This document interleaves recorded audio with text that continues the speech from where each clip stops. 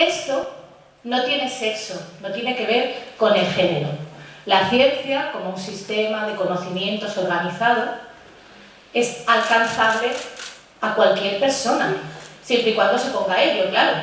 La cuestión está en que si puedes hacer ciencia cuando termines de limpiar la casa, cuidar a tus hijos, atender a tu marido y a tus padres que son ancianos, pues claro, te queda poco tiempo para hacer ciencia, para dormir, para descansar o para tener un ratito de ocio. La cuestión está en el reparto del tiempo que se ha hecho también a lo largo de la historia para hombres y mujeres. Bueno, estas son las características, dicen los que saben, de las personas que son innovadoras, que comparten las personas que buscan y que se encuentran y que encuentran cosas en la ciencia. Son personas que sienten curiosidad, son personas que tienen la mente abierta, porque claro, si tú no tienes la mente abierta, no puedes entender, comprender y valorar los conocimientos de otras personas.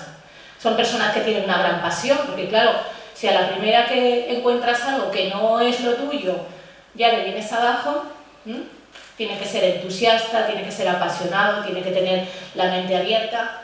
Por supuesto hay que tener capacidad intelectual, ser muy perseverante, tener una gran pasión y también ser ético. Y esto es muy importante, porque cuando se hace ciencia uno puede pensar en parte en las necesidades propias, pero también piensa en las necesidades de toda la sociedad. Y eso es algo que comparten las grandes científicas y los grandes científicos a lo largo de la historia. Aunque bueno, hay un poquillo racanillo que también lo vamos a ir viendo. Esta es la primera gran médico que se cree que hubo en la historia. Y quiero que prestéis atención al tiempo que hace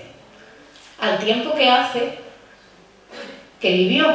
Melita vivió hace 2700 años antes de Cristo.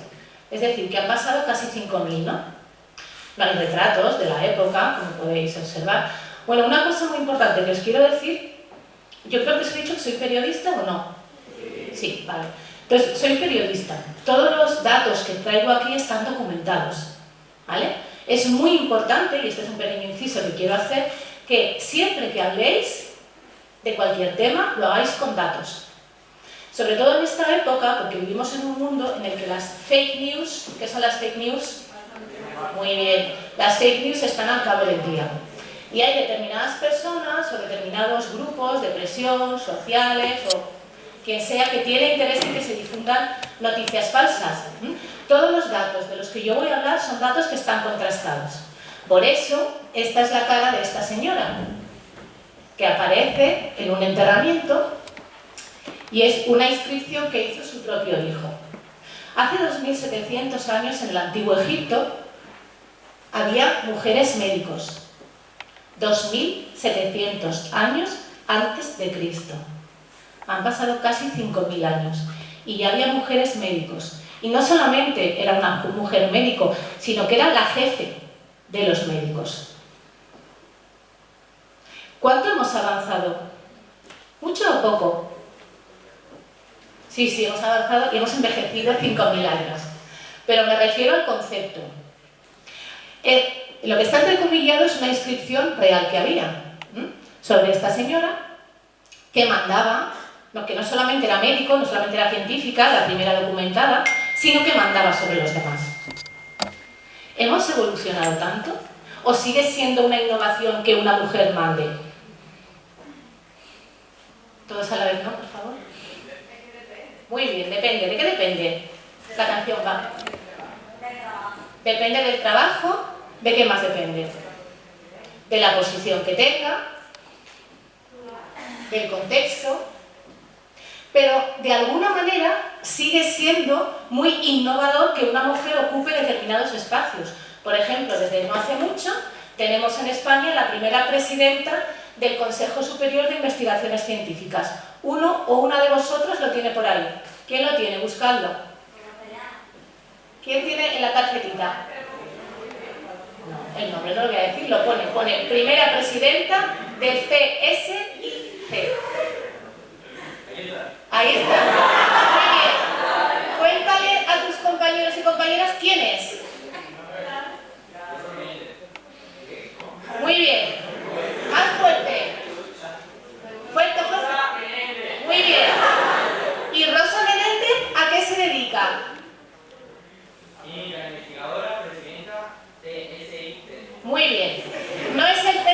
la tele, ¿vale? Es el CSIC, el Consejo Superior de Investigaciones Científicas de España, que tiene por primera vez en su historia, desde el año pasado, una presidenta.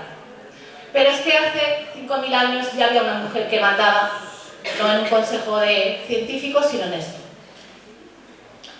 La segunda mujer que está documentada y que era científica se llamaba Taputi Belatecalim.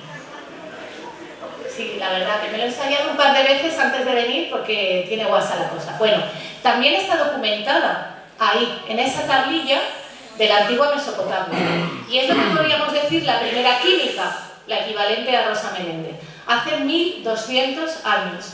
Y no solamente era química, sino era la persona que supervisaba el palacio. Era, digamos, la que mandaba en el palacio, en la antigua Mesopotamia.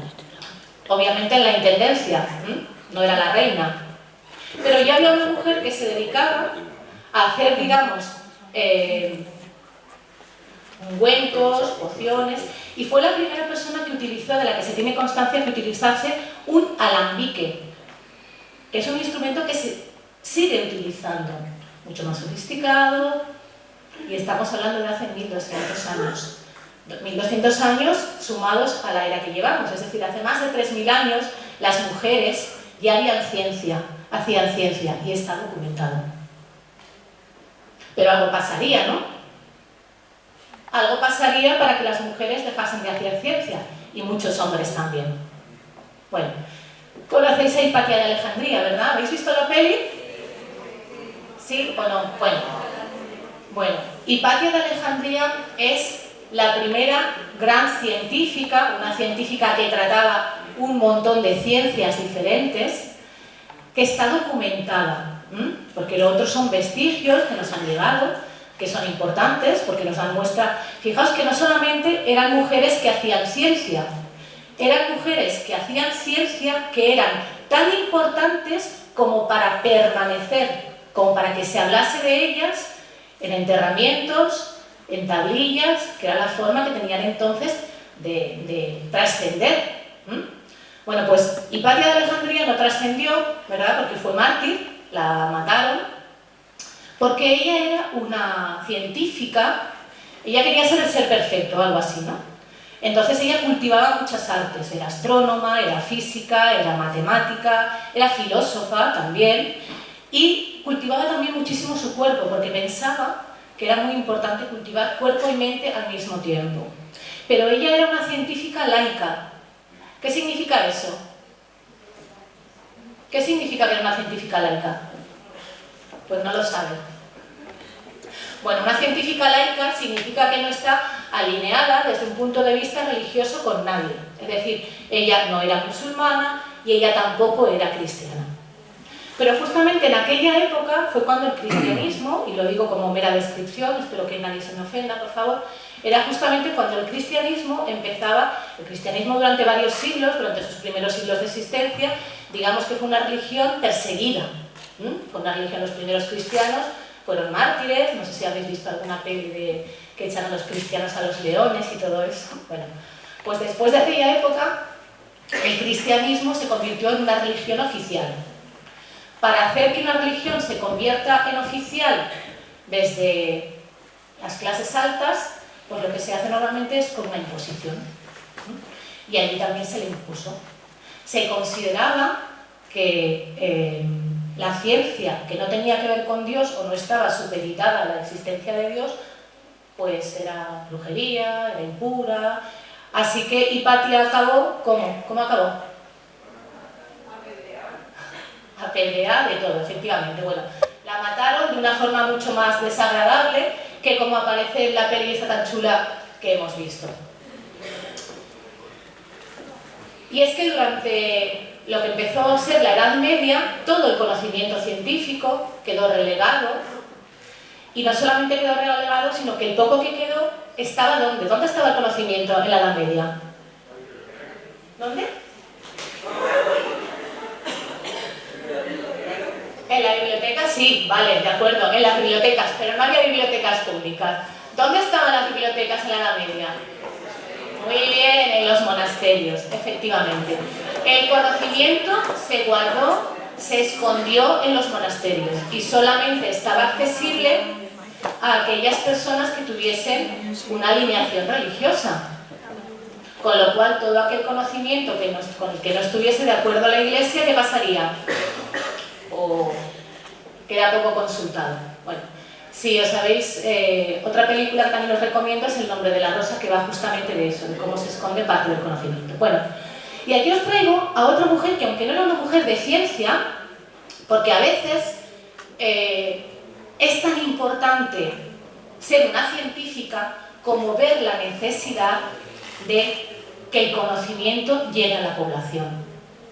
Y os la traigo también porque tenemos muchas veces en la cabeza pues estereotipos, ¿verdad?, sobre el mundo árabe y todo lo demás. Y resulta que esta señora, Fátima, fue la fundadora de la primera universidad del mundo que todavía se encuentra en funcionamiento. Ella la fundó en el año 859 después de Cristo, en Fez, y la universidad sigue vigente. Y fue una mujer, y fue musulmana. Así que eso también nos tiene que servir para hacernos pensar y a veces dejar los estereotipos un poquito al lado e investigar por nosotros mismos. Bueno, Fátima llegó como emigrante y como sus padres hicieron dinero, sus padres se educaron en igualdad, entre comillas, ¿verdad?, a sus hijos e hijas, y cuando el padre falleció, bueno, pues de la parte de la fortuna que le tocó a ella, decidió que iba a hacer esta universidad, que como digo, todavía sigue en pie. Bueno, y aquí vamos con la que se ha llamado... ¿Alguien conoce a Hildegard de Bingen? ¿Hildegarda de Bingen? ¿Alguien ha escuchado hablar de ella? ¿De Leonardo da Vinci habéis escuchado hablar? Muy bien. Pues Hildegard podríamos decir que es el equivalente a Leonardo en mujer, eclesiástica, porque estamos en la Edad Media y era donde estaba el conocimiento, pero 3 siglos antes. Hildegard además era una mujer muy inteligente, porque era muy astuta. En la Iglesia mandan los hombres, fundamentalmente. El único poder, o el único espacio en el que tenían poder las mujeres dentro de la Iglesia era en los conventos.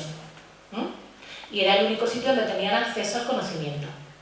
Así que cuando ella se hizo mayor, ella agradeció muchísimo a sus padres. Ella era la menor de 10 hermanas. Y cuando nació, bueno, antes de nacer, sus padres ya dijeron que la niña iba a estar consagrada a la Iglesia. ¿Os imagináis vuestro destino ahora? Que digan, mira, tú, antes de nacer, tú te vas a dedicar a ser cura, o tú te vas a dedicar a ser monja, o tú te vas a dedicar a ser pintor, o tú te vas a dedicar solamente a las labores del hogar. Bueno, pues eso fue lo que hicieron con ella. Pero estamos hablando del año 1000, así que era bastante normal que nuestros padres o nuestra familia decidiese nuestros destinos. Así que ella le ingresaron en un convento, llegó a ser abadesa, pero tenía a su mano gran conocimiento y hizo buen uso de él. Fue filósofa, fue médico, fue botánica, y lo sabemos porque dejó documentos por escrito. Además era una persona que transmitía ese conocimiento, y una de las cosas, o una de las afirmaciones que hizo temblar un poco los cimientos de la Iglesia, porque ella, como digo, era muy lista y tenía muy buena relación con los reyes, con el Papa, era una persona que tenía una gran influencia. Eva no tuvo la culpa. ¿De qué no tuvo la culpa Eva? De la manzana, exacto, pues de una mujer. No tuvo la culpa del pecado original, ¿verdad? Que históricamente o bíblicamente siempre se nos ha culpado a las mujeres de todos los pecados del mundo. Bueno, pues ella sostenía, desde un punto de vista teológico, que es lo que importa en estos casos, ¿verdad?, que Eva no tuvo la culpa, pero no solamente eso. Ella es autora del primer tratado de anatomía femenina tal cual. Y ella, a pesar de ser una mujer virgen, habla de la necesidad o de la capacidad de tener placer sexual en las mujeres. Algo absolutamente impensable en una monja, en esa sociedad. pero sin embargo ella lo dejó por escrito. ¿Por qué os lo cuento? Porque algunas veces tendemos a pensar que esto de la igualdad de derechos, o que pensar en la igualdad de derechos, o en que pensar en la capacidad, es una cosa muy nueva. No es verdad. No es verdad. Durante toda la historia, muchísimas mujeres y también muchísimos hombres han reivindicado la capacidad igual y la igualdad de derechos en muchos aspectos. Por supuesto, uno de ellos es el de hacer ciencia. Pero también por esas tradiciones, por esa construcción social,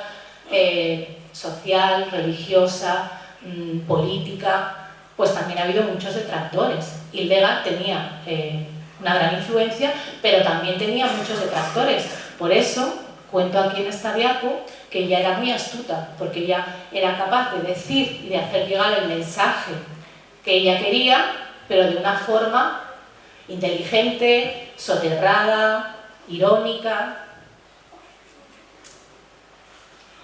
Esta otra señora que os he traído aquí, y ya veis que vamos escalando por la historia. ¿Quién conoce Madrid? ¿Quién ha estado en el barrio de la Latina de Madrid? ¿Alguien ha estado en la Latina de Madrid? Ya no voy a sacar a nadie, podéis levantar la mano con libertad. Bueno, igual si saco a alguien.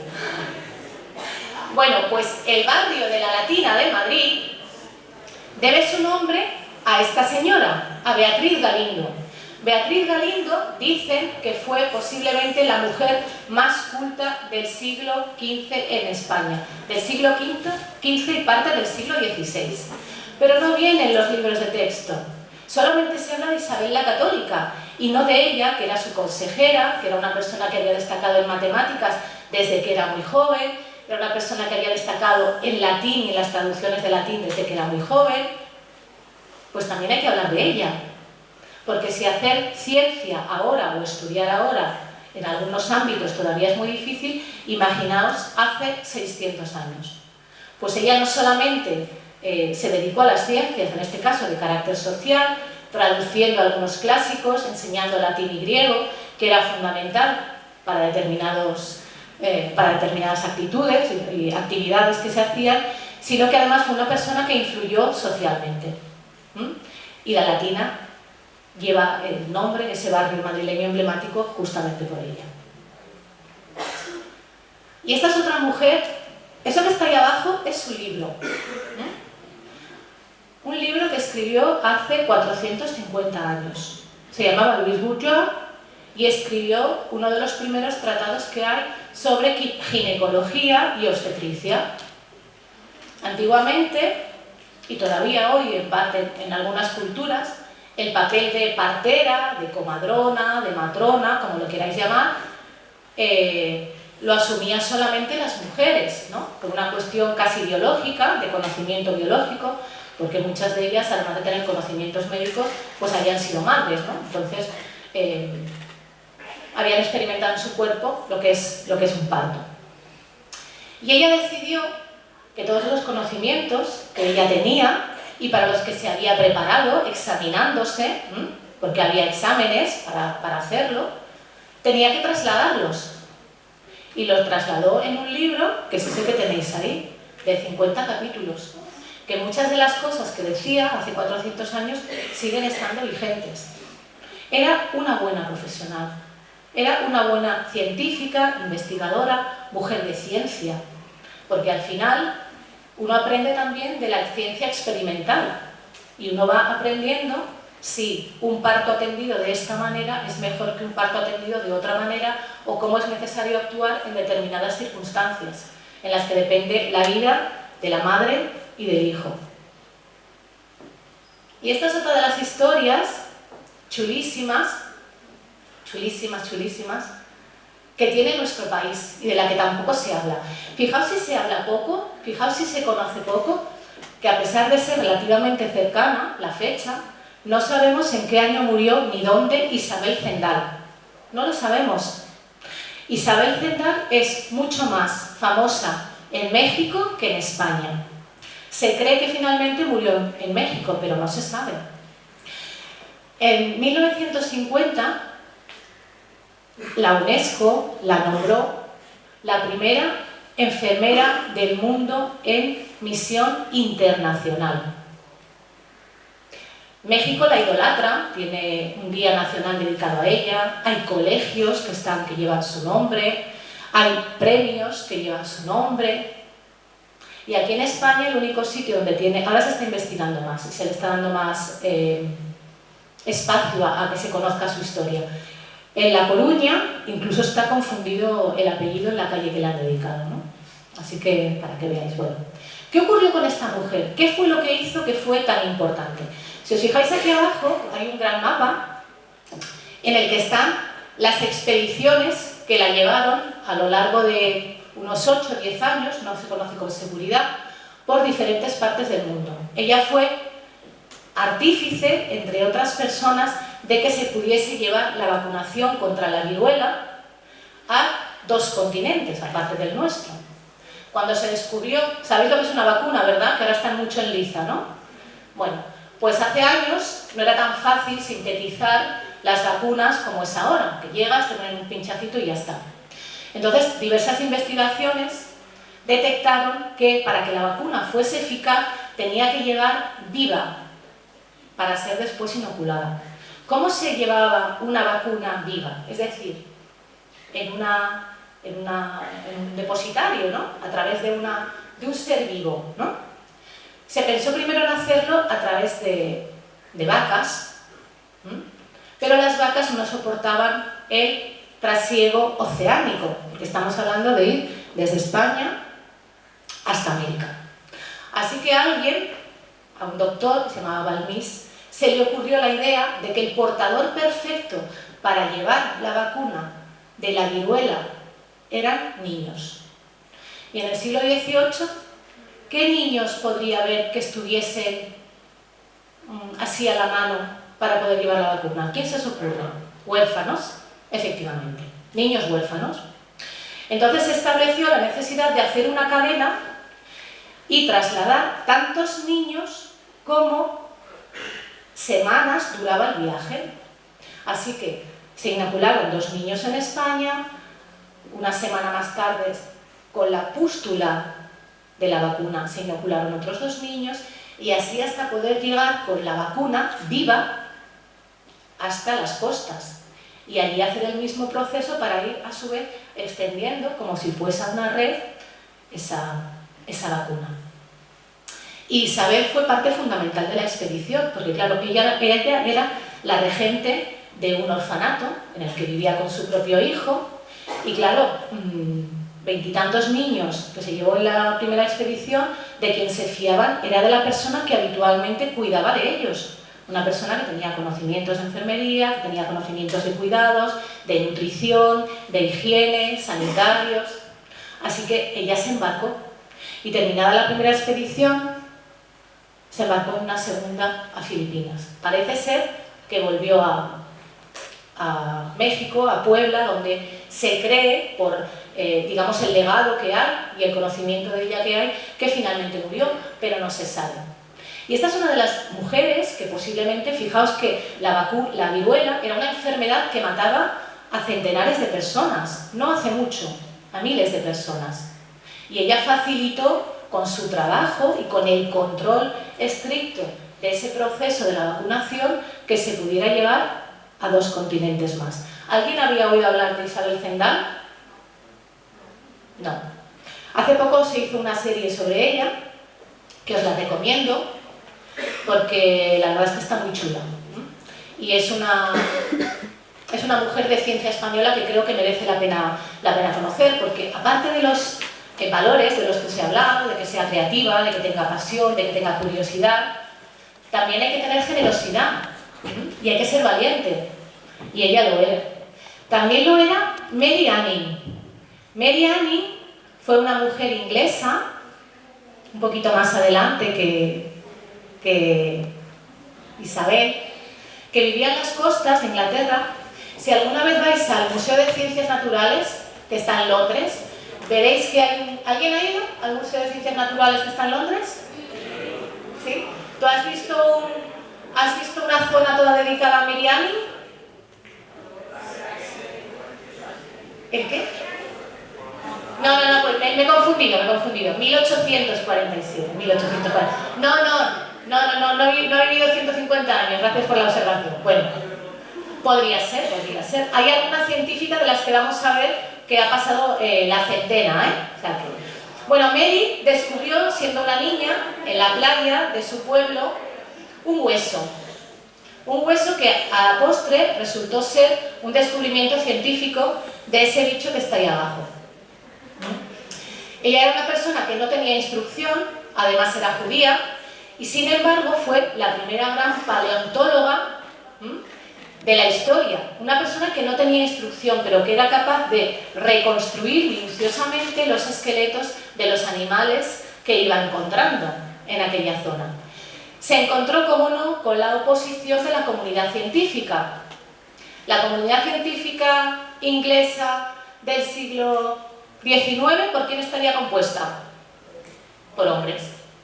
¿Creéis que les hacía gracia que una mujer sin instrucción, una pueblerina de allí de las costas, les hiciera sombra o les rebatiese alguna de las ideas? Ni mijita. Pero sin embargo sí se servían de los descubrimientos que ella hacía. Y de hecho esta frase que veis ahí arriba es una frase que decía un amigo de ella, que se sentía utilizada. Como no la dejaron estudiar, digamos, o entrar en ese círculo, no tanto estudiar, porque ella no tenía los conocimientos, como no le dejaron entrar en ese círculo, se dedicó a poner una tienda de fósiles, porque ella de algo tenía que vivir, ¿no? Así que se dedicó, y ese es un imancito que venden en su pueblo. Mary vende conchas. Así que ella se dedicó a comercializar, pero no solamente a comercializarse, ella siguió rebatiendo y siguió incrementando el conocimiento de los animales prehistóricos, de los dinosaurios y de... En fin, no solamente se dedicó a comerciar, sino que hizo descubrimientos que han sido esenciales. Ay, perdón. Mary Ada Lovelace. Esta seguro que sí la conocéis. ¿Conocéis a Ada Lovelace? ¿Nadie? ¿Nadie? Bueno, Ada Lovelace fue una matemática inglesa, prácticamente contemporánea, un poquito más adelante, que se le considera la madre de la informática moderna. Con solamente 17 años, es curioso, porque ella, muchas veces nos vamos a encontrar con que las científicas de hace tiempo han podido acceder a conocimientos justamente por la posición que tenían, ¿verdad? Hay una pirámide, seguramente más adelante la estudiaréis, que se llama la pirámide de Maxwell. Cuando tú estás solamente preocupado por tu seguridad física, por poder comer cada día, hay pensamientos que no te vienen a la cabeza. Cuando tú tienes las necesidades básicas de seguridad, de vestimenta, de nutrición cubiertas, es cuando puedes empezar a pensar en otras cosas. Ada tenía las necesidades básicas cubiertas, porque era hija de una familia muy acomodada inglesa, y de Lord Byron. ¿La conocéis? ¿Conocéis a Lord Byron? Bueno, un escritor. Aunque nunca, solamente estuvieron un mes en su vida juntos. Pero bueno, la cuestión está en que su madre la educó y enseguida se dio cuenta, la educó con grandes tutores, con Mary Somerville, que es una mujer científica. De hecho, por ahí tiene que tener alguien a Mary Somerville. ¿Quién tiene a Mary Somerville? No está, Mary Somerville se ha vuelto a Escocia. ¿No está Mary Somerville? Bueno, Mary Somerville fue una gran matemática también, de hecho, tiene mucho que ver con la palabra, con cómo se ha acuñado la palabra de científica. Bueno, pues tuvo grandes educadores y con solo 16, 17 años empezó a cartearse con un matemático italiano que se llamaba Babbage, que había creado una máquina con la que creía que se podía calcular. Ella tradujo... ¿Qué?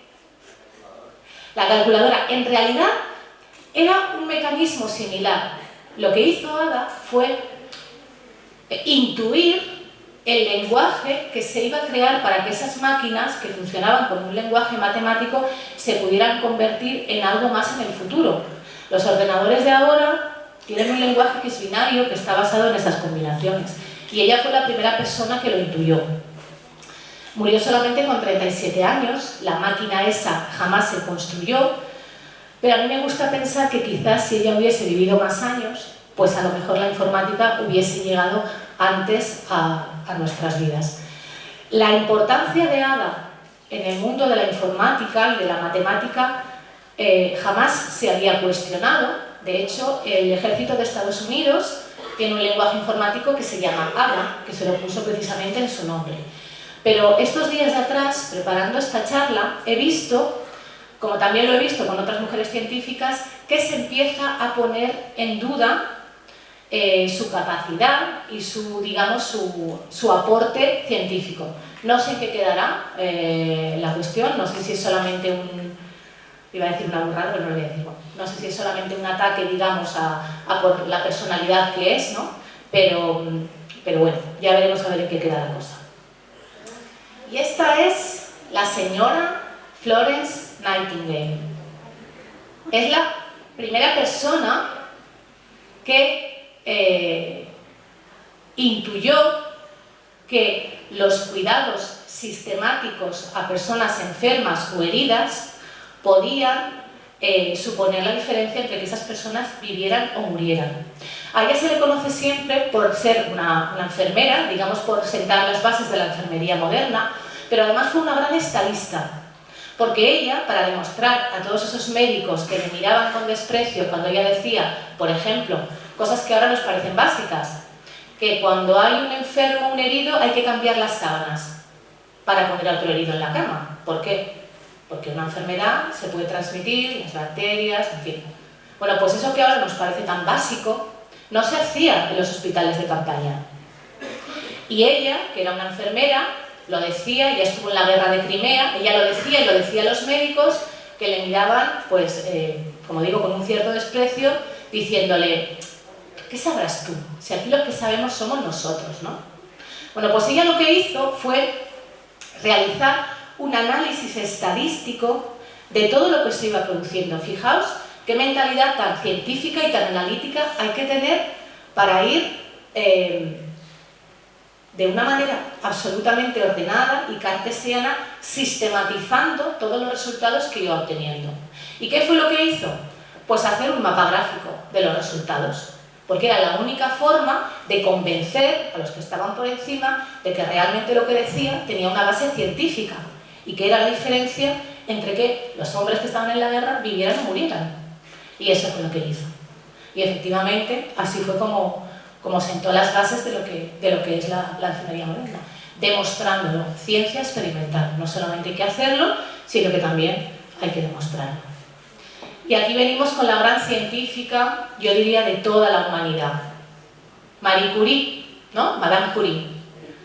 Esa sí la conocéis, ¿no? Sí. Bueno. ¿Quién sabe decirme algo que hiciera Madame Curie? Sin mirar a la pantallita. Morir por radiación. Muy bien, un momento, voy para allá. A ver, ¿quién ha dicho morir por radiación? ¿Tu nombre? Mario sabe que Marie Curie murió por radiación. ¿Qué más? Nada, que la científica. Por favor, no meterse con Mario, que encima que el tío se ha atrevido. Venga, Mario. Nada, era una científica y pues se dedicaba, yo qué sé, desde que hacía cosas con máquinas de rayos X, por eso se murió de radiación. Muy bien. Lo ha hecho muy bien, no sé, dale un aplauso, ¿no?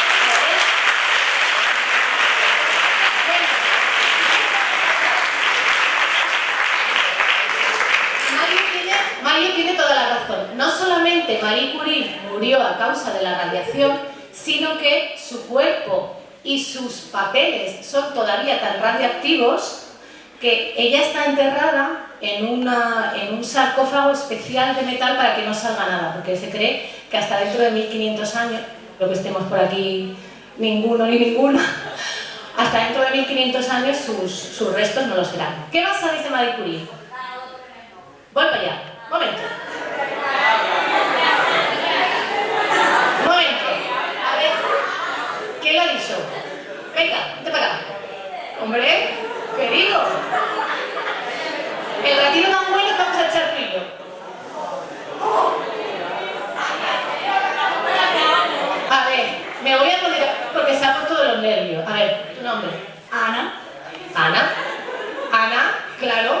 Ana? ¿No lo ve que es Ana? Bueno, Ana sabe que Marie Curie ganó 2 premios Nobel. ¿Por qué? A ver, espérate que me veo la chuleta que es para mí. Uno de física y uno de química. Por descubrir cosas. Efectivamente. Ganó 2 premios Nobel por descubrir cosas. ¿Qué descubrió? El radio. Eso. Que el polonio se llama polonio, ¿sabéis por qué? Muy bien. Efectivamente, en homenaje a su país.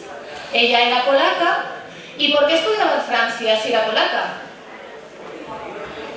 ¿Quién sabe por qué estudiaba en Francia si era polaca? Por su marido. Bueno, el marido llegó después, primero llegó ella. ¿Quién lo sabe? Aquí está la respuesta. ¿Tu nombre? Yasmín.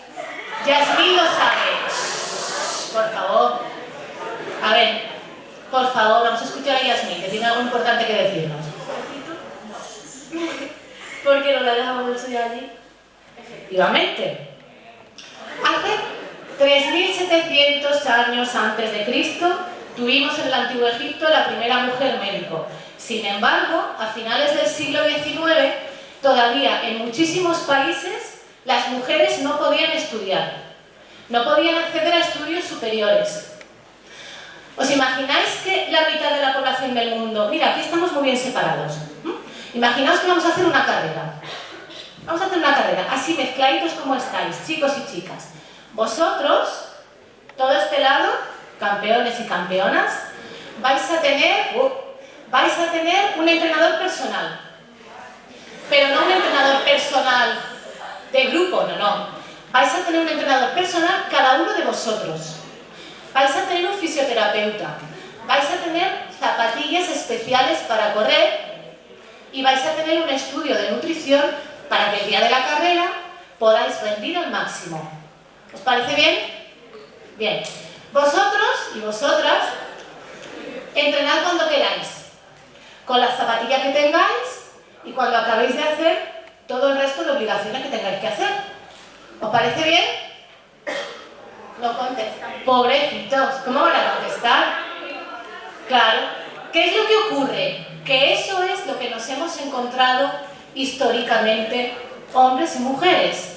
Ellos tenían todos los derechos y todas las posibilidades y nosotros, nosotras, ninguna. Y eso fue lo que le pasó a Marie Curie, que en realidad se llamaba María, y en Polonia las mujeres no podían acceder a la universidad. Pero ella desde muy pequeña sabía que tenía grandes posibilidades, porque uno sabe, ¿verdad?, más o menos, y tenía grandes deseos de aprender. Y el único sitio en el que podía hacerlo en aquel momento era en París, la Universidad de la Sorbona, no en muy buenas condiciones, pero era de las únicas universidades donde podían estudiar las mujeres. Así que María hizo un trato con su hermana. Su hermana también se fue a estudiar a la Sorbona porque quería ser médico. Entonces dijeron, vale, tú te vas primero, yo te ayudo con mi trabajo como institutriz a que tú puedas estudiar, puedas costear tus estudios de matemáticas y cuando tú termines, tú me ayudas a mí. ¿Vale? ¿Vale? Y así lo hicieron. Ella estuvo trabajando en Polonia como institutriz para que ayudara a su hermana a costearse los estudios y la estancia. Y después, Marie viajó a Francia, vivió un tiempo con su hermana y con su cuñado y después vivió pues, en una habitación alquilada de mala muerte para poder estudiar. Pero mientras tanto se estuvo preparando muy intensamente para poder entrar en la universidad, porque claro, fijaos que ella pertenecía a esta mitad, y como pertenecía a esta mitad, ella no tenía estudios medios. Es como si ahora tuviésemos que tener un bachillerato especial, ¿no? Y yo quiero entrar en la universidad para hacer unos estudios, pero yo no puedo hacer ese bachillerato. Claro, y Marie decía, oiga, déjeme primero hacer los estudios intermedios y luego me exige usted los superiores. No, si no puedes pasar este examen no puedes entrar. Eso no es muy justo, ¿no? No tiene mucho sentido. Así que lo que ella hizo fue prepararse en solitario, intensamente, para poder acceder al examen de ingreso. ¿Accedió o no? Claro, claro que accedió. Y fue pues una gran científica, profesional, tiene una vida absolutamente apasionante. Yo tengo aquí un libro, hay algunos libritos que yo os he traído, que es un libro muy chulo, en el que se recogen algunos de los escritos, no todos, algunos de los escritos que dejó Marie Curie, que tienen relación con su vida personal y con los avances científicos.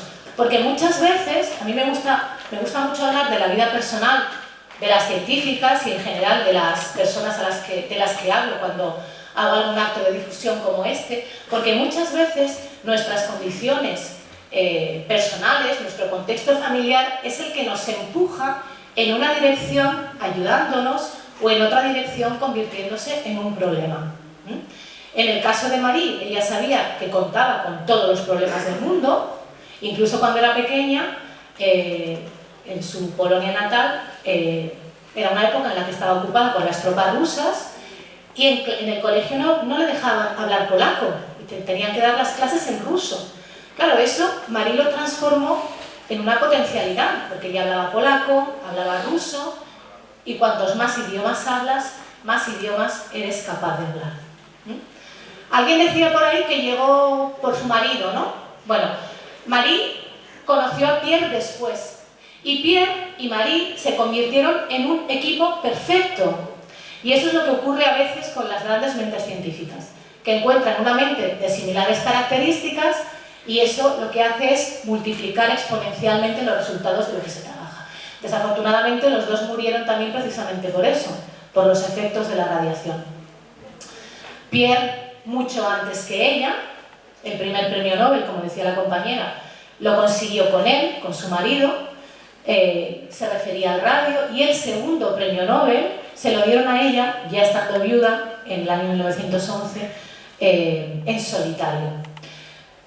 Pero Madame Curie no solamente fue una persona que descubrió, hizo grandes avances científicos, incluso algunos de ellos probándolos en su propia piel. Ellos probaban sobre su propia piel los efectos de la radiación, fijaos, algo brutal e inconcebible hoy. Pero ella además tenía una gran conciencia social. Y ella fue la inventora también de lo que se llamaban los Petit Curie, que es esto que está aquí abajo. Los Petit Curie eran unas camionetas que en la Primera Guerra Mundial se utilizaron y se llevaron al frente, y gracias a su utilización se salvaron muchísimas vidas y muchísimos miembros. Y ella misma se puso al frente con su hija mayor, con Juliette, se puso al frente. Ella incluso, todos los galardones que le habían dado, tuvo que empeñarlos y convencer al Estado francés de la importancia de este invento. Eso eran aparatos de rayos X portátiles. Antiguamente, si uno estaba en la guerra, no había forma de saber la herida que tenía a no ser que le abriesen, ¿no es cierto? Los rayos X los seguimos utilizando para ver qué es lo que hay por dentro. Al utilizarlo en el frente, el médico que se enfrentaba a la persona herida sabía si la pierna estaba rota, si era solamente otro tipo de daño, porque antes se cortaba por lo sano. Se cortaba por lo sano que te cortó la pierna o te cortó el brazo. O pienso que eres una persona que no se va a recuperar y te dejo, cuando a lo mejor sí tenías posibilidad de recuperarte. Ella misma financió de su dinero, me parece que hubo hasta una flota como de 20 o 20 y tantos Petit Curie. Y ella no se quedó atrás, aunque era una científica, ella misma iba al frente. Y ayudaba y enseñaba a cómo emplear el instrumental. Seguro que esta historia de ella no la conocíais, ¿o sí? ¿Alguien lo conocía, lo de los Petit Curie? ¿No? Bueno, por eso es doblemente admirable. Por eso es doblemente admirable. No solamente por eso, sino porque además ella tenía una fortaleza en sí misma, y eso es algo que las científicas, mujeres, es un sentimiento que también comparten. Por mucho que me diga la historia, o por mucho que me digan mis contemporáneos varones que yo no llego, que yo no puedo, yo creo en mí, creo en lo que hago, un avance para toda la sociedad y lo voy a defender. Y ella, por ejemplo, también lo hizo. Años después de que muriera su marido, y esta es una parte de la historia personal quizá más fea, pero que también es necesario contarlo, ella inició una relación amorosa con otro científico que estaba separado de su mujer, pero, digamos, sin divorciar.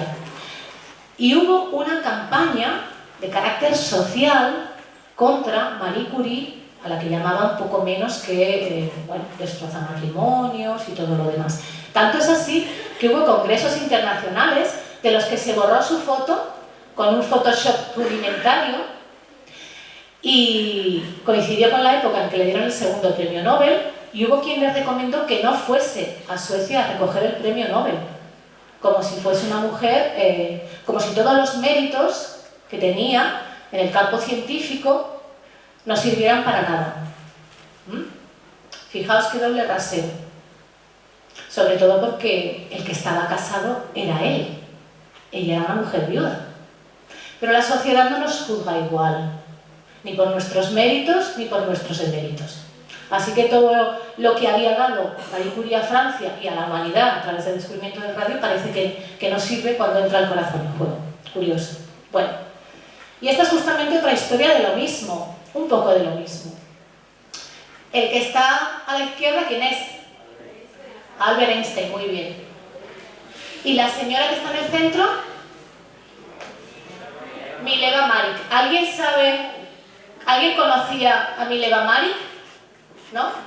Bueno, pues Mileva Maric fue la primera mujer de Albert Einstein, la madre de sus hijos y la persona con la que compartió los mayores conocimientos científicos en su primera época de la vida. Albert Einstein era un gran científico, pero no era un gran matemático. Por la correspondencia que todavía existe entre ellos dos, se sabe que ella contribuyó de manera decisiva mediante la comprobación matemática de las teorías en las que él trabajaba, a que sus trabajos bueno, pues tuvieran finalmente la repercusión que tuvieron. Es curioso porque Einstein trabajaba con ella, pero hay un juego de palabras sobre el que se ha estudiado. El apellido Einstein, si lo separamos en alemán, Einstein significa una piedra. Entonces ellos lo utilizaban como metáfora de que trabajaban juntos. Pero Albert, que cuco él, nunca afirmó que su mujer hubiera hecho los trabajos con él. Con lo cual, quien ha pasado solamente a la posteridad es él. ¿Qué es lo que ocurrió con Mileva? Bueno, pues lo que ocurre muchas veces, ¿no? El niño pequeño que veis ahí, su hijo pequeño, nació con una esquizofrenia, con un problema que después arrastraría toda la vida.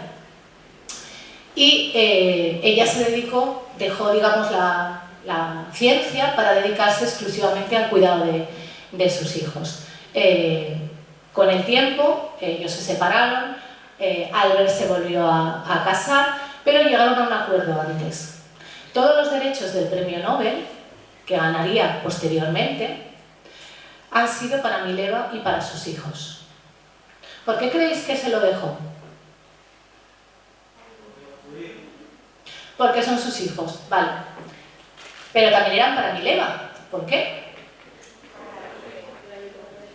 Porque él sabía que Mileva tenía un papel crucial en lo que ocurrió. La historia en realidad es mucho más rocambolesca, porque de Mileva la familia de Albert hablaba muy mal. Estaba muy mal considerada, primero porque era coja y segundo porque la familia consideraba que era una mujer que era solo cerebro y que Albert lo que necesitaba era una mujer.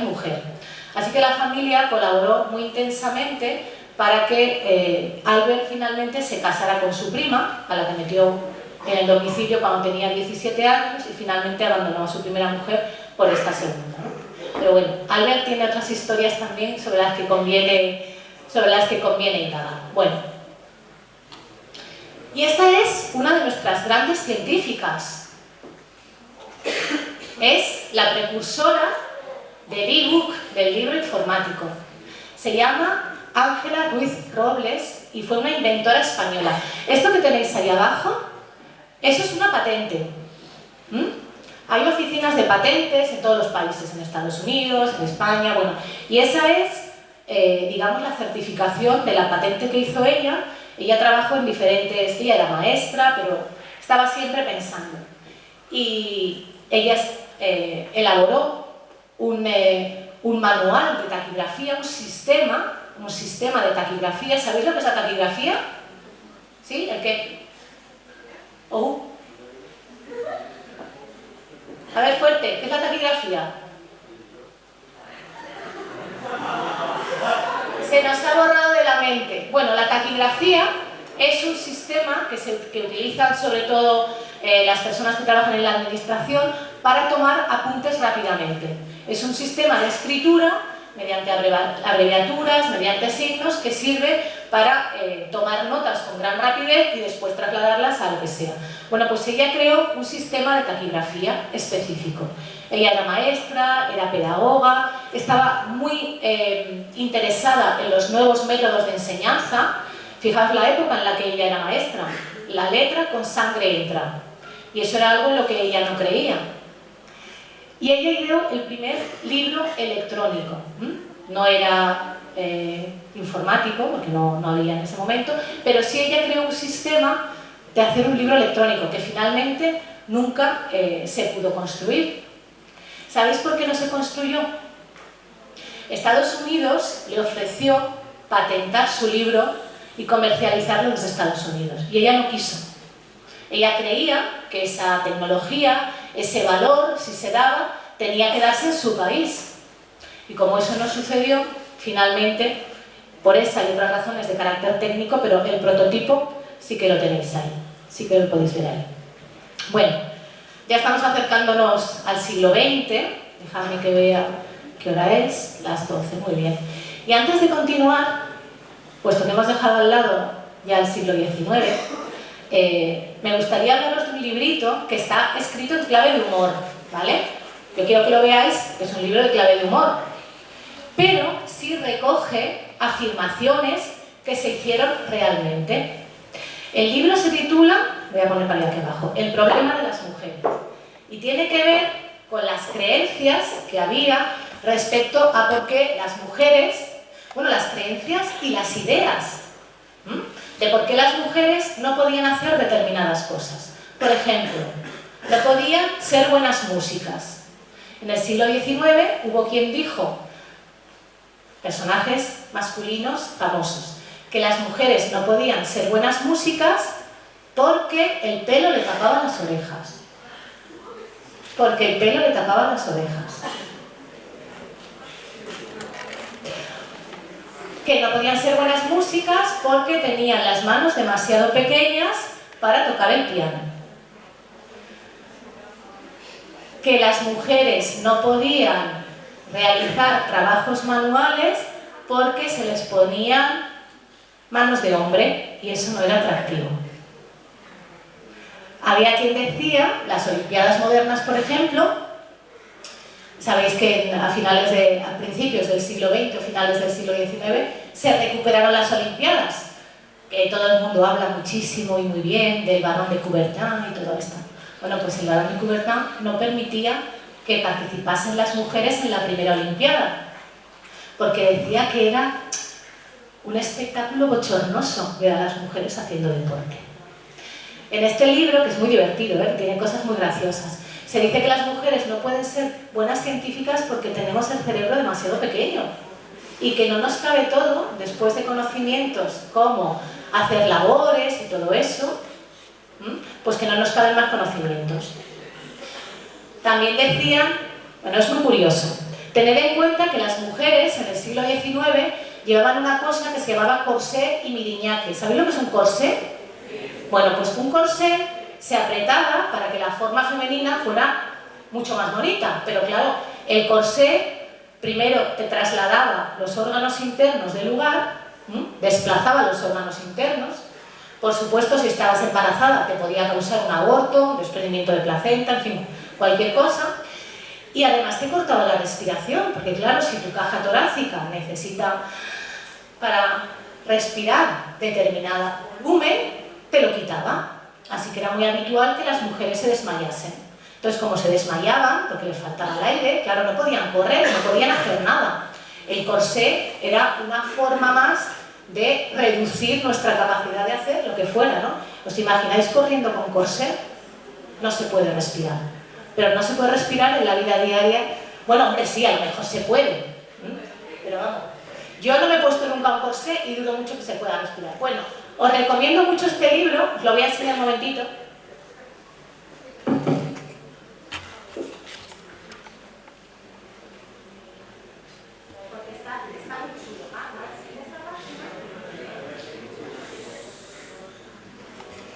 ¿Veis esta página?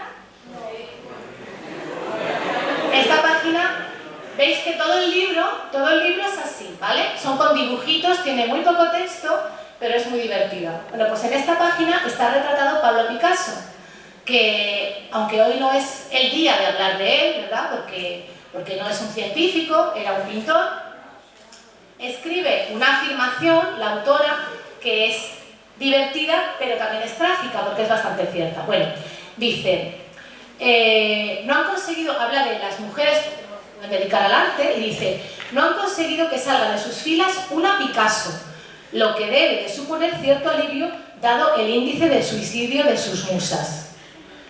Picasso decía que las mujeres estaban hechas para sufrir, que al menos ya no es lo mismo que coser o dar palmas. Esta afirmación, que parece terrible, es cierta. Picasso tuvo 10 relaciones sentimentales a lo largo de su vida, 10 relaciones, digamos, importantes, y de las 10 relaciones, 2 de sus mujeres, entre comillas, acabaron suicidándose y otras 2 en un psiquiátrico. Además de ello, Picasso se sabe, porque está documentado, que maltrataba físicamente a las mujeres con las que tenía, o al menos a alguna de las mujeres con las que tuvo una relación.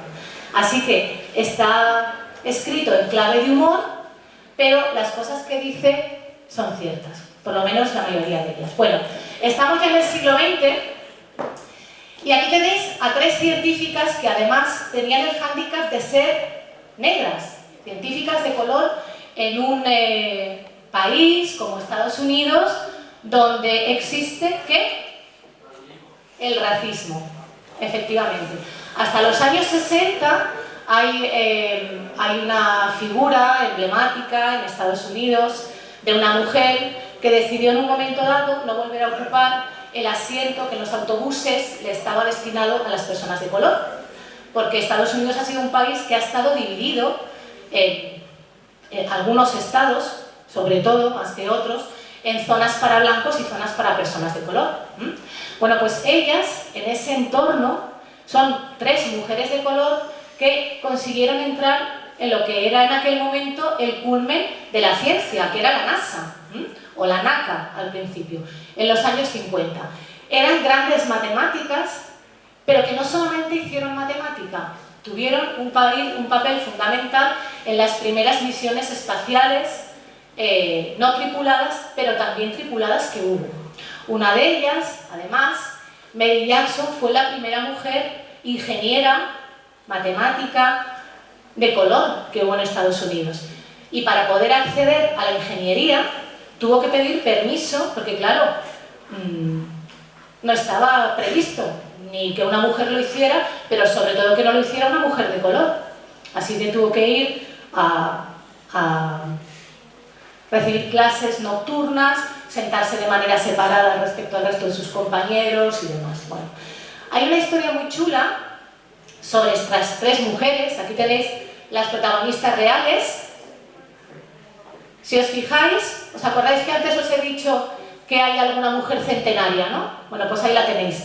Katherine Johnson nació en 1918 y sigue viva, así que este año cumplirá, si no ha cumplido ya, 101 años. Y esta imagen que tenéis aquí abajo es la de la película.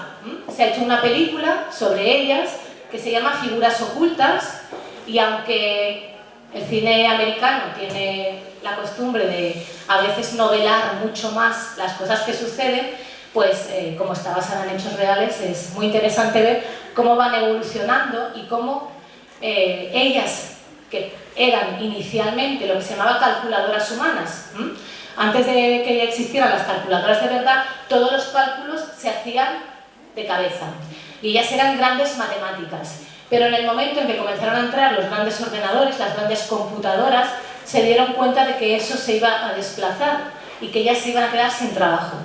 Así que de ser matemáticas, algunas de ellas por lo menos pasaron a ser programadoras, informáticas, porque claro, sobre todo informáticas, porque se iban a quedar sin trabajo. Pero la mayoría de las tres siguieron trabajando en la NASA hasta el final de sus días. ¿A Hedy Lamarr la conocéis? Sí que se ha hablado de ella últimamente. ¿Os suena? ¿No? ¿Sí o no? ¿Nada? ¿Quién tiene a Hedy Lamarr? ¿Quién tiene a Hedy Lamarr? Nadie tiene a Hedy. Se ha ido a hacer una peli. Bueno, ella sí que era una actriz. La veis ahí, guapísima, tal y como era. También tiene una historia bastante interesante, bastante rocambolesca. Hedy Lamarr no solamente era una actriz así de guapa, como lo veis, sino que también era una mujer extremadamente inteligente. Se cree que era sobredotada intelectualmente. De hecho, ella empezó la carrera de ingeniería en su país natal, se casó muy joven, retomó la carrera de ingeniería y por el matrimonio que tuvo comenzó a atesorar grandísimos conocimientos relacionados con la industria armamentística. Escapando, os lo cuento porque tiene mucho que ver con el contexto, ¿verdad? Cómo surgen las cosas. Bueno, quizás si ella no hubiera tenido todos esos conocimientos armamentísticos de los que, a los que pudo acceder por su matrimonio, pues quizá después no hubiese evolucionado en un pensamiento de carácter científico. Bueno, la cuestión está en que esta mujer se convirtió en una gran actriz de Hollywood, pero ella era europea y cuando estalló la Segunda Guerra Mundial ella estaba pues muy triste, ¿no? Sobre todo porque ella era judía y veía lo que en Europa estaba ocurriendo con los judíos. Así que ella, con un amigo suyo que era músico, idearon un sistema que estaba basado en las 88 teclas de una pianola para encriptar las comunicaciones. El objetivo no solamente era encriptar las comunicaciones, sino utilizar parte de ese invento, que es un lenguaje al final musical, que es un lenguaje en parte matemático, para confundir.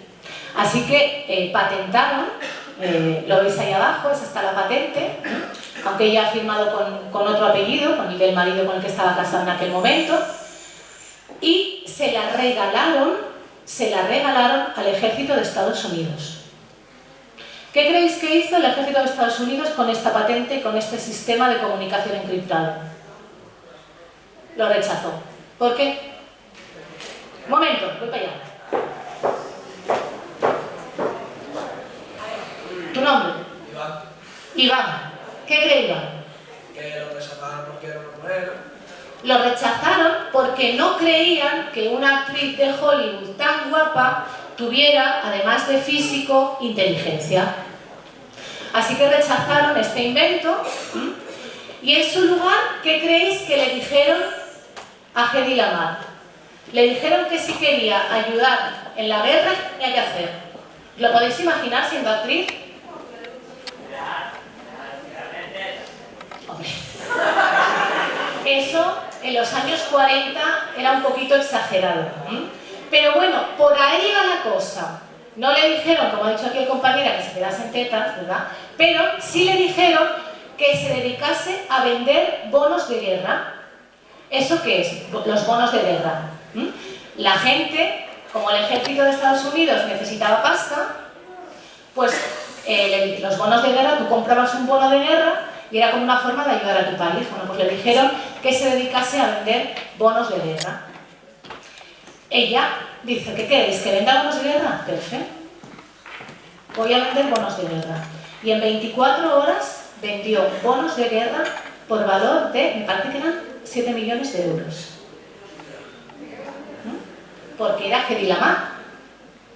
Y porque dijo que a quien, no sé si iba a hacer un sorteo o no sé qué, que le iba a dar un beso. Quiero decir, ella era buena en todo lo que hacía, intelectualmente. Y es muy mítica una frase suya, porque ella se sentía un poco atrapada. Ella tiene más patentes, por ejemplo, Estas pastillitas efervescentes que las echáis en un vaso y se convierten en un refresco, bueno, lo patentó ella. Y tiene otros inventos. Entonces ella se sentía un poco atrapada, porque cuando ella se casó muchas veces, se casó seis veces, entonces la persona con la que compartía su vida solamente veía en ella la parte física y no veía en ella la parte intelectual. Entonces ella siempre tenía la parte intelectual vacía, porque el compañero de vida que no comprendía su inteligencia. Así que ella tiene una frase que es mítica, que dice que, bueno, que cualquier chica puede ser glamurosa, lo único que tiene que hacer es callarse y parecer tonta. Es muy triste si os imagináis que una gran científica, que es la precursora del wifi, por cierto, no lo he dicho, pero es la precursora del wifi, solamente después, cuando en los años 60 se recuperó este invento, cuando ya no tenía valor económico, se reconoció el trabajo que había detrás y la calidad y para qué podía servir, que está en la base, como os digo, del wifi. Bueno, y vamos a hablar también de científicas españolas. Ángeles Alvariño, esta seguro que no la conocéis, ¿a que no? Ángeles Alvariño ha sido una gran oceanógrafa. Todo esto que se habla ahora de las becas Fulbright y todo eso, bueno, pues ella la consiguió muchísimo antes. Es una mujer que desarrolló la mayoría de su carrera en Estados Unidos, porque aquí la ciencia, desgraciadamente, pues estaba en pañales respecto a cómo estaba allí. Y es una de las personas que tiene, desgraciadamente ya falleció, tiene muchísimos títulos en universidades, ha sido una gran científica del mar, como muchas otras mujeres. Aunque si nos paramos a pensar, el único científico del mar que conocemos, ¿quién es? ¿Alguien conoce a algún científico del mar? ¿Un divulgador? Bueno, es que sois de otra generación. Seguramente los profes o la gente más mayor conoce a Jacques Cousteau, ¿no? Bueno, ella ha sido descubridora de 22 especies de zooplancton. Casi nada. Bueno. Y esta es este es como, yo lo he titulado ahí arriba, el robo del siglo. Esta es Rosalind Franklin, que fue la científica que descubrió mediante una fotografía de alta resolución la estructura helicoidal del ADN. Había 4 científicos, están ahí abajo los 4, que estaban trabajando de manera paralela. 2 ellos formaban equipo, los otros 2 trabajaban de manera individual. Trabajaban en la búsqueda de la estructura del ADN, el secreto de la vida que llamaban ellos, porque pensaban que conociendo la estructura de cómo se transmite genéticamente, bueno, pues se podrían hacer avances, y efectivamente así eran. Ella, Rosalind, era especialista en radiología, era cristalógrafa y sabía exactamente cómo utilizar, aunque los sistemas de la época, como podéis imaginar, eran súper rudimentarios, cómo utilizar este microscopio de gran intensidad que utilizaba radioactividad, y consiguió esa fotografía. Pero no tenía claro qué hacer con ella y la guardó en un cajón. ¿Qué os imagináis que pasó con la foto? Que se la robaron, efectivamente. El compañero que trabajaba con ella, no junto a ella en la misma línea experimental, pero sí en una paralela. Cuando llegaron los otros 2 científicos, decidió enseñárselos. Como estaban trabajando de forma paralela, como digo, y todos trabajaban sobre, digamos, los mismos conocimientos previos, los otros 2 científicos se dieron cuenta de que efectivamente la estructura del ADN era en forma de hélice. Y a ellos 3 le dieron el premio Nobel. Y ya está. Ella se murió de cáncer y a ellos 3 le dieron el premio Nobel.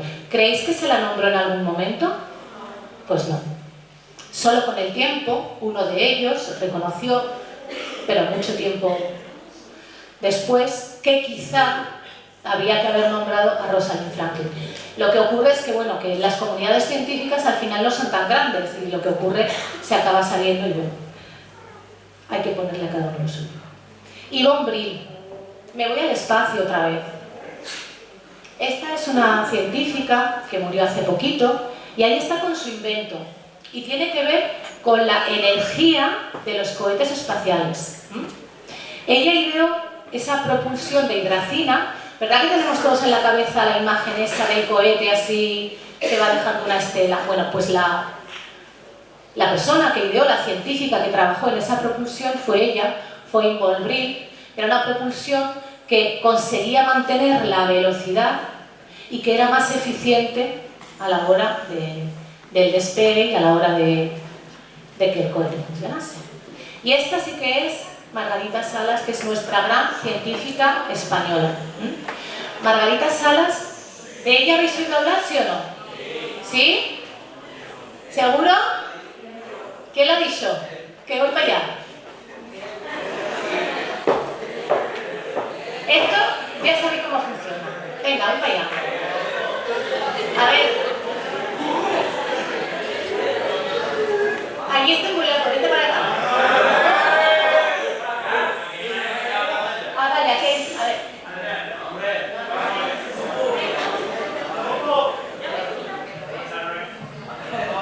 ¿Qué?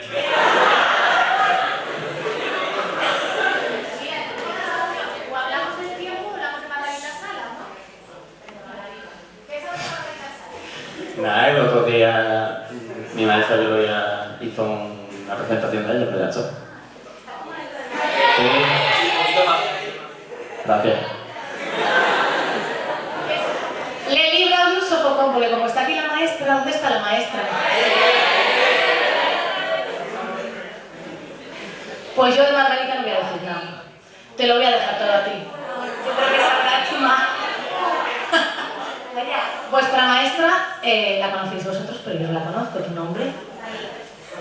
Mira, como mi hija chica. Bueno, María, cuéntanos, háblanos de Margarita Salas, toma, Nico. Pues fue discípulo de Severo Ochoa, que es el más conocido porque era hombre. Se fue a Estados Unidos ella a seguir con el trabajo y descubrió algo que fue fundamental, que fue la ADN polimerasa, una enzima para la replicación del ADN. Y nada, que sigue viva. Que sigue viva, pero una de las cosas más importantes, por supuesto, todo lo que ha dicho usted, es vuestra profe, y tiene razón, pero una de las cosas más interesantes de la patente, del descubrimiento que hizo Margarita, es que tenía un uso práctico y que ha sido, tenéis ahí la chuletilla, la patente más rentable para nuestro país. No sé si eso tuviste ocasión de verlo con ellos también. Bueno, pues entonces no digo nada, y ya lo sabéis, que Margarita ha sido... Ah, no, vale, bueno, es verdad, claro, bueno, pues como decía María, muchas gracias María, dale un aplauso a la profe.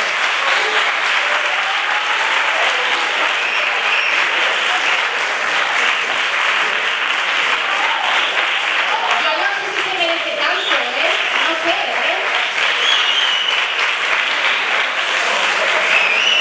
Bueno, como decía nuestra profe, efectivamente, Margarita Salas,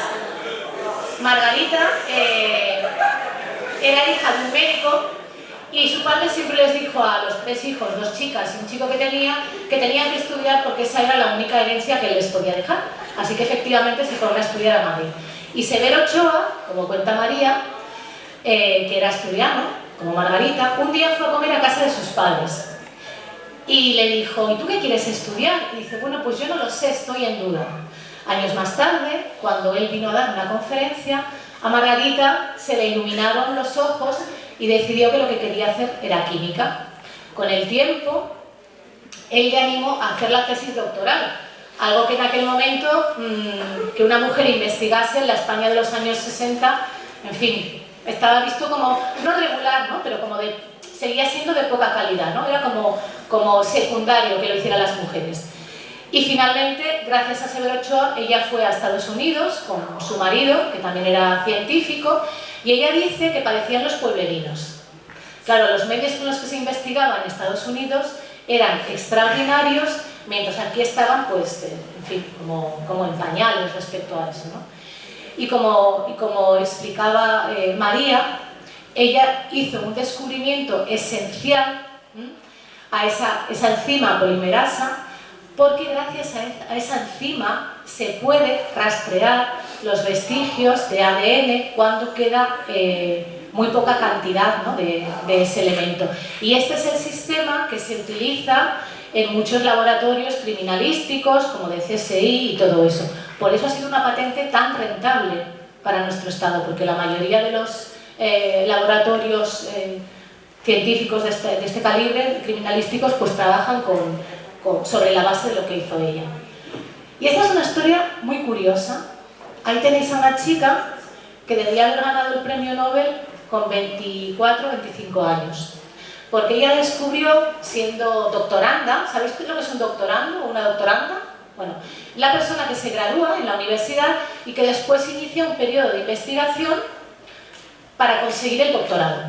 Bueno, pues en esas estaba Jocelyn Bell cuando descubrió la primera radioseñal pulsar, ¿no?, que es de una, en fin, es una señal específica, lo tenéis ahí, de una estrella, ¿no? Es una señal de radiación y tiene que ver con la comprensión del universo.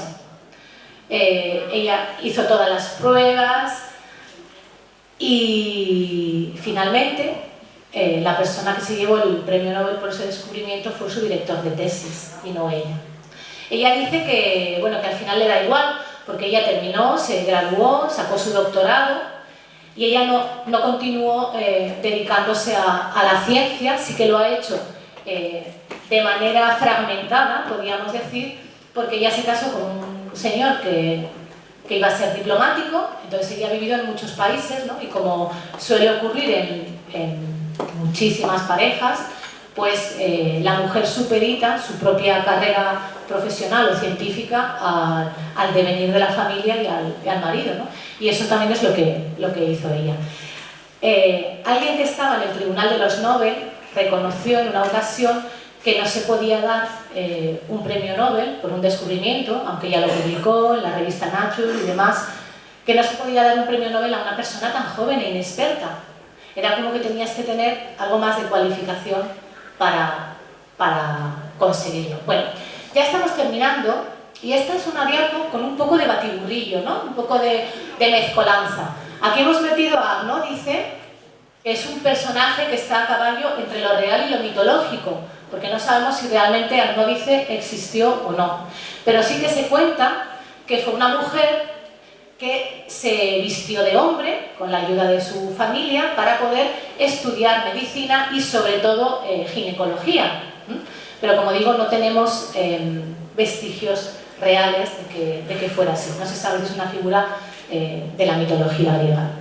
Se cuenta también, dice la leyenda, que Agnódice, como trataba también los partos, empezó a ser la médico, ¿no?, aunque iba vestida de hombre, como os digo, el médico más requerido de la antigua Grecia.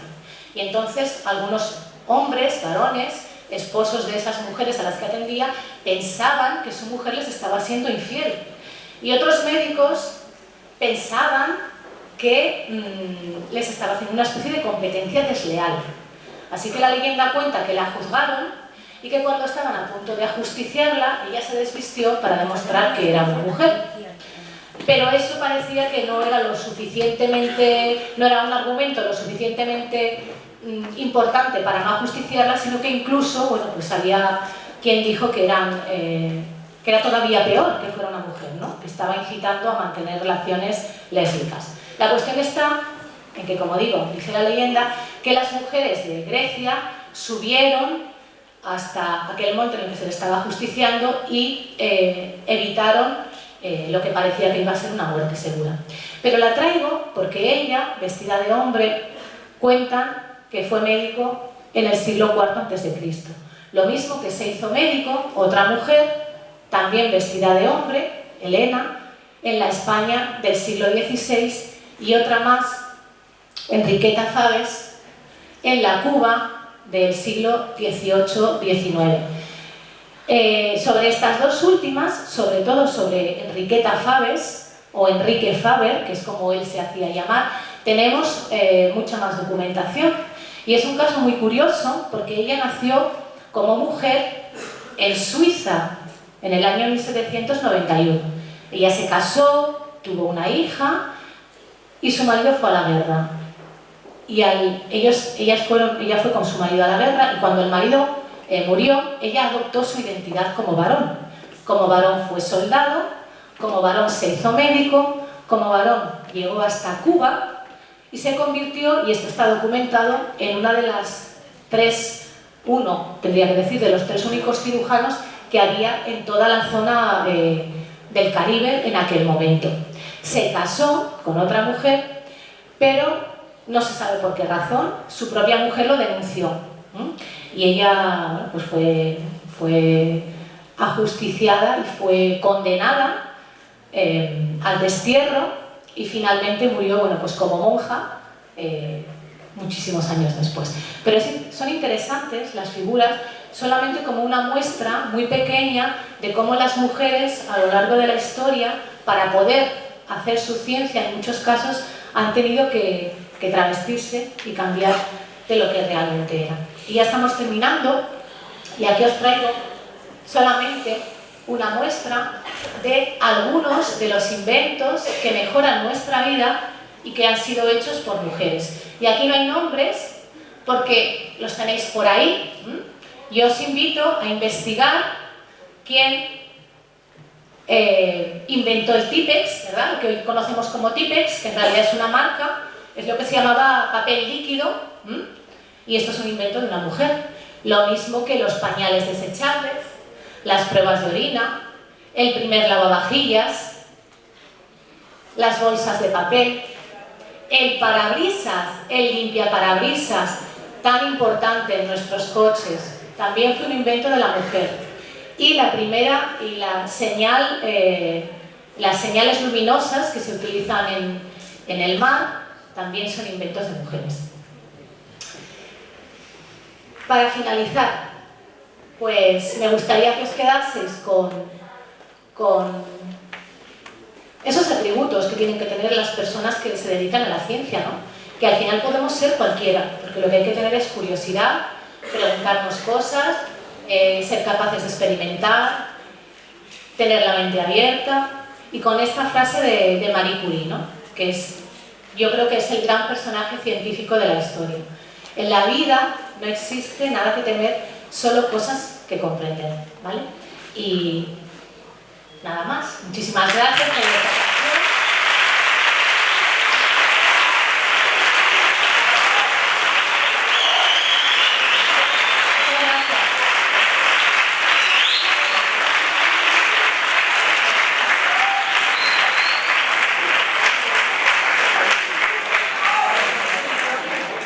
Muchísimas gracias. No sé si algún profe o alguno de vosotros queréis decir algo. ¿Nadie? Qué buenos son, qué buenos son. Bueno, os animo, voy para allá, os animo a investigar sobre la persona que tenéis en el papelito. Os la lleváis porque hay personajes muy interesantes, hay científicas extraordinarias. Voy para allá.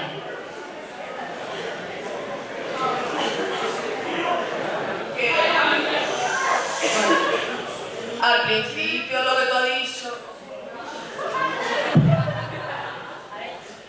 que la universidad que ha salido al principio, que es una mujer musulmana, ¿eso dónde está? Eso está en Fez, en Marruecos. Muchas gracias. ¿Alguien me ha escuchado? ¡Qué alegría! Gracias.